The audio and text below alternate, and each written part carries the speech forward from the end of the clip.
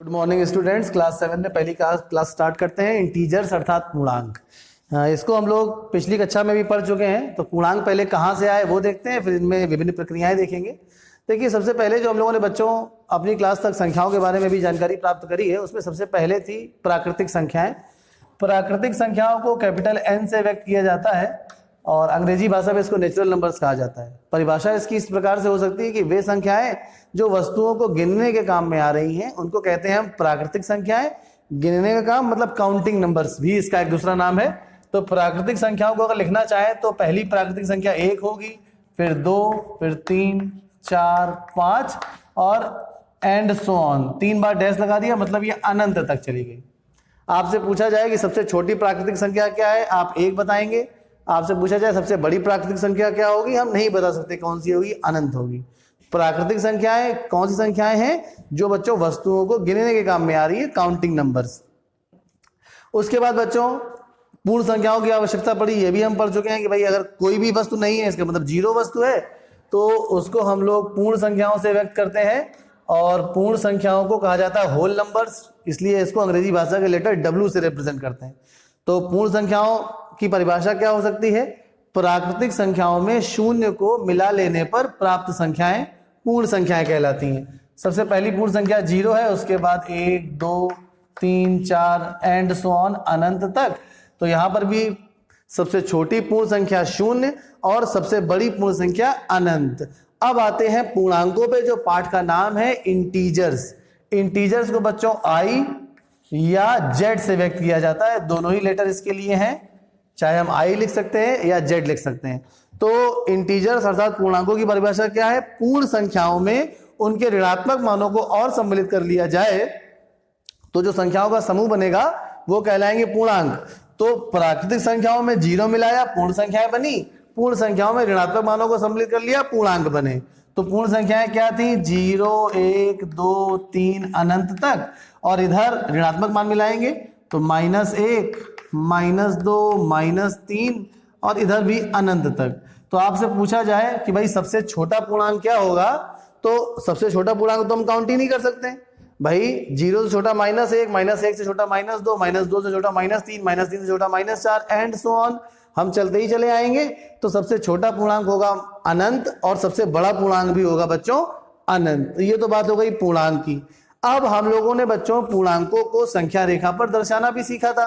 तो संख्या रेखा क्या होती है? देखिए जरा, संख्या रेखा से भी हम लोग फैमिलियर हैं, उसको भी हम लोग जानते हैं। ये मान लीजिए एक रेखा है, बीच में 0 हो गया। अब अगर हम 0 के राइट हैंड साइड चलेंगे तो संख्याएं बढ़ेंगी, 1, 2, 3, 4 और यहाँ ये अनंत का चिन्ह होता है, तो ये अनंत तक। और उसी तरह से अगर हम लेफ्ट हैंड साइड अर्थात बाईं ओर चलेंगे तो -1, -2, -3, -4 और यहाँ पर भी अनंत तक। तो इस प्रकार से पूर्णांकों को हम संख्या रेखा पर भी दिखा सकते हैं। जैसे भाई आपसे पूछा जाए कि ऋण 3 को दर्शाइए, तो आप एक संख्या रेखा बना देंगे और ऋण 3 जो है इसके ऊपर ऐसे गोला लगा देंगे तो बन गई ऋण 3। अच्छा, अब संख्या रेखा में बच्चों क्या होता है? संख्या रेखा में जो याद रखने वाली बात है वो ये है कि संख्या रेखा में जब भी हम लेफ्ट से राइट चलते हैं तो पूर्णांकों के मान बढ़ते हैं बच्चों। जब हम लोग उल्टे हाथ से सीधे हाथ की तरफ चलेंगे, मतलब बाएं से दाएं चलेंगे, तो पूर्णांकों के मान बढ़ेंगे। जैसे 0 से बड़ा है 1, 1 से बड़ा 2, 2 से बड़ा 3, 3 से बड़ा 4। इधर आ जाइए, -4 से बड़ा है -3। इसमें बहुत कंफ्यूजन रहता है बच्चों, ध्यान समझ लीजिएगा इसको। -4 से बड़ा है -3, -3 से बड़ा है -2, -2 से बड़ा है -1, इस प्रकार आगे। तो हम एक सम्मिलित रूप में ये बात भी कह सकते हैं कि प्रत्येक ऋणात्मक पूर्णांक प्रत्येक धनात्मक पूर्णांक से छोटा होता है। और एक बात कह सकते हैं कि 0 सभी ऋणात्मक पूर्णांकों से बड़ा होता है।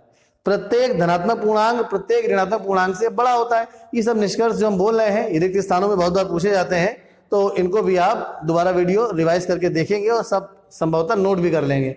जो हमने परिभाषाएं भी बोली हैं वो आप नोट कर लीजिएगा और साथ में जो पॉइंट अभी बोले हैं तो उसको वीडियो रिवाइज करके देखिएगा और उसको नोट कर लीजिएगा। तो ये तो बात हो गई पूर्णांकों की कि भाई पूर्णांकों को हमने संख्या रेखा पर दर्शाना भी सीख लिया। अच्छा, अब पूर्णांकों का जोड़, घटाना, गुणा, भाग भी हम पिछली कक्षा में सीख चुके हैं, तो उसके लिए भी थोड़ा सा रिवाइज करा देते हैं आपको कि अगर समान चिन्ह वाले पूर्णांक बच्चों हमेशा जोड़े जाते हैं, उनके संख्यात्मक मान को जोड़ लिया जाता है और चिन्ह कौन सा आता है? जो चिन्ह पहले से ही है। तो इस बात को लिख देते हैं जरा। समान चिन्ह वाले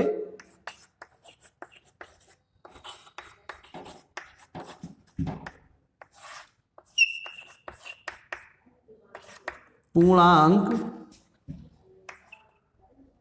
जोड़े जाते हैं हमेशा।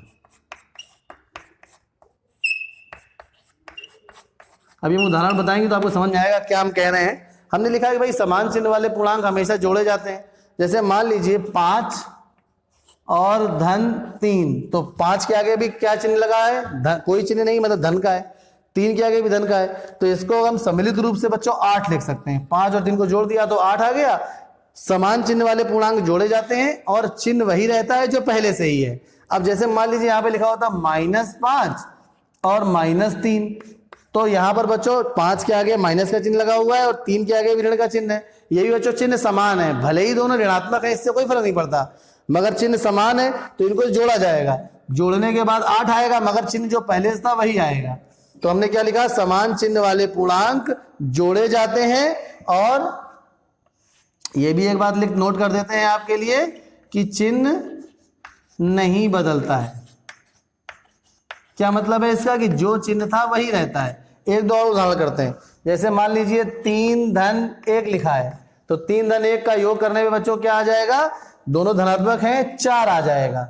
अगर लिखा है ऋण 2 ऋण 1, तो इसका क्या उत्तर आएगा? ये भी समान चिन्ह है, मगर समान चिन्ह जो है वो ऋणात्मक है, तो इसका उत्तर आ जाएगा बच्चों ऋण का 3। चलिए बच्चों धन्यवाद। इसके बाद अगले वीडियो में बात करेंगे गुणा करना और भाग करना।